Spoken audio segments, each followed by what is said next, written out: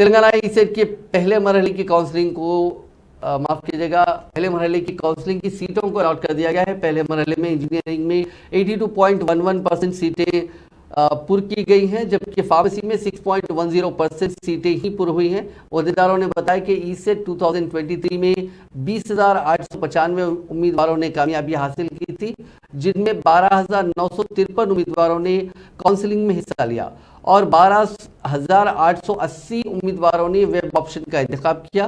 Engineering میں 9,606 سیٹیں اور فارمیسی میں 74,331 سیٹوں کو پر کیا گیا۔ مزید سیٹیں پر نہیں ہو سکی۔ نشستیں پانے والے امیدواروں کو ویب سائٹ سے الاٹمنٹ آرڈر ڈاؤن لوڈ کرنے کا مشورہ دیا گیا اور 12 اگست تک آن لائن کے ذریعے سیلف رپورٹنگ کی سہولت فراہم کی گئی۔ بصورت دیگر خود بخود سیٹیں منسوخ ہو جائیں گی۔ الاٹمنٹ آرڈر میں درج فیس کو کریڈٹ یا ڈیبٹ کارڈ یا نیٹ بینکنگ کے ذریعے ادا کرنے کا مشورہ دیا گیا۔